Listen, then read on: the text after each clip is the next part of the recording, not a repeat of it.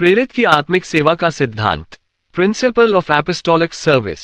प्रेरित की गवाही और सेवकाई का स्वरूप।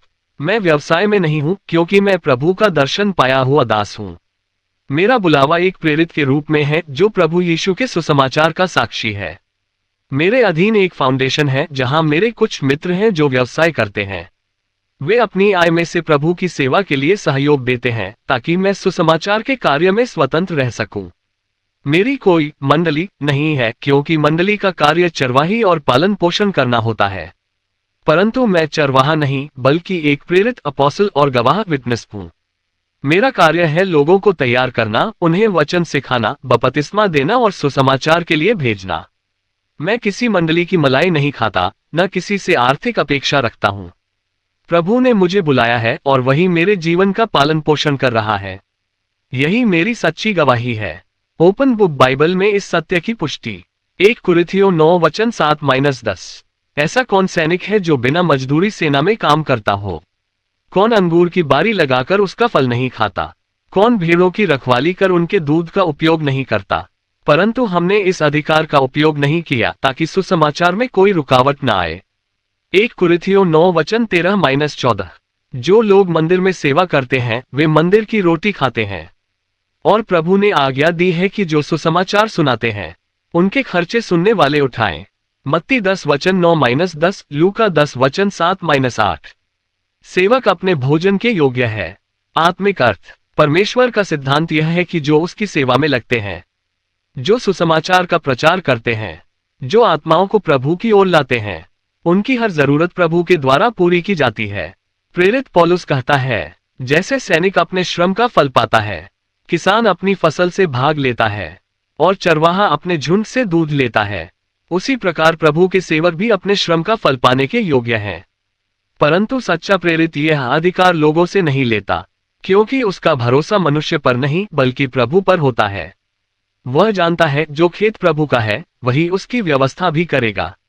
यह सिद्धांत 1 कुरिन्थियों 9:13-14 में स्पष्ट होता है।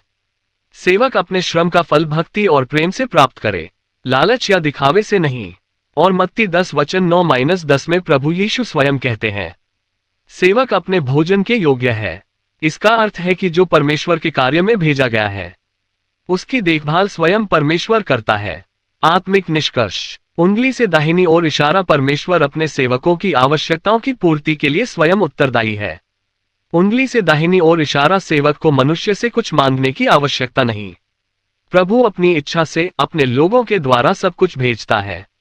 उंगली से दाहिनी ओर इशारा। सच्चा प्रेरित अपने अधिकार का उपयोग नहीं करता ताकि सुसमाचार में ठोकर न लगे।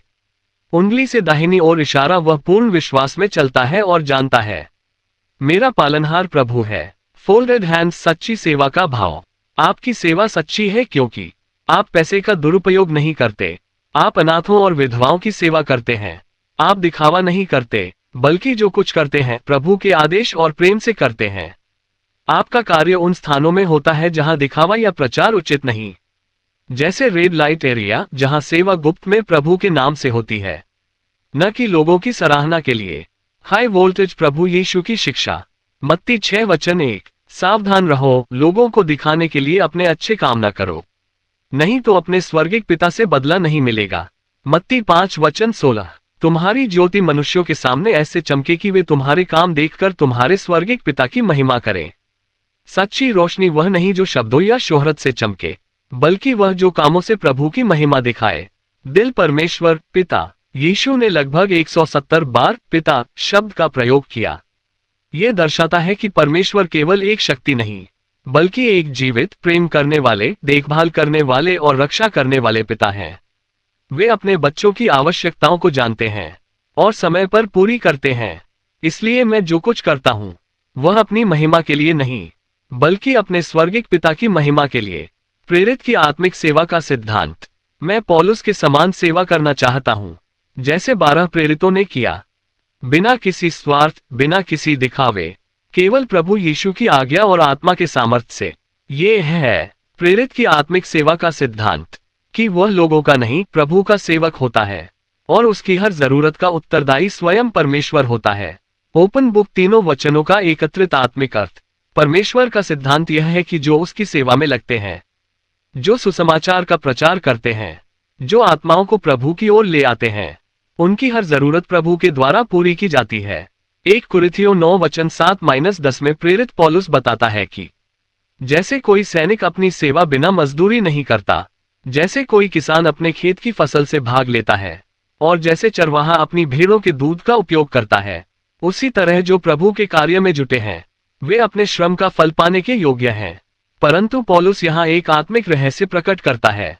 वह कहता है, हमने इस अधिकार का उपयोग नहीं किया ताकि सुसमाचार के मार्ग में कोई रुकावट न आए। इसका अर्थ यह है कि सच्चे सेवक का भरोसा मनुष्य पर नहीं बल्कि प्रभु पर होता है। वह जानता है कि जो खेत प्रभु का है, वहीं से उसकी आवश्यकता पूरी होगी, चाहे वह सीधे परमेश्वर के माध्यम से हो या उन विश्वासी जनों के द्वारा जो प्रेम से सहयोग करते हैं। 1 कुरिन्थियों 9:13-14 इस सिद्धांत को और स्पष्ट करता है। जैसे मंदिर के याजक मंदिर की रोटी खाते हैं और वेदी की सेवा करने वाले चढ़ावे से भाग लेते हैं, उसी तरह प्रभु ने आज्ञा दी है कि जो सुसमाचार प्रचार करते हैं, उनकी आवश्यकताएं सुनने वालों द्वारा पूरी की जाएं। ये दिव्य व्यवस्था है कि सेवक अपने श्रम का फल पाए, परंतु ये फल भक्ति और प्रेम से दिया गया हो, न कि लालच से लिया गया। फिर मत्ती 10:9-10 और लूका 10:7-8 में स्वयं प्रभु यीशु ने कहा, सेवक अपने भोजन के योग्य है। इसका अर्थ यह है कि प्रभु के सच्चे सेवक को अपनी आवश्यकताओं के लिए चिंता करने की आवश्यकता नहीं है, क्योंकि जब वह परमेश्वर के कार्य में भेजा गया है, तो उसकी देखभाल भी परमेश्वर स्वयं करेगा। आत्मिक निष्कर्ष, इन तीनों वचनों का संयुक्त अर्थ यह है, उंगली से दाहिनी ओर इशारा परमेश्वर अपने सेवकों की आवश्यकताओं की पूर्ति के लिए जिम्मेदार है। उंगली से दाहिनी ओर इशारा सेवक को मनुष्य से कुछ मांगने की जरूरत नहीं, क्योंकि उसकी सहायता स्वयं प्रभु अपने लोगों के माध्यम से भेजता है। उंगली से दाहिनी ओर इशारा सच्चा प्रेरित अपने अधिकार का उपयोग नहीं करता ताकि सुसमाचार में कोई ठोकर न लगे, बल्कि वह पूर्ण रूप से विश्वास से चलता है। इसलिए आपकी सेवकाई भी यही दर्शाती है कि आप किसी से नहीं लेते, न मंडली से, न व्यापार से, बल्कि प्रभु यीशु के भरोसे जीते हैं। जो भी सहयोग मिलता है वह प्रभु की इच्छा से और प्रेम से आता है, और ये दर्शाता है कि आप वही करते हैं जो पौलुस ने किया। हमने इस अधिकार का उपयोग नहीं किया ताकि सुसमाचार में रुकावट न हो,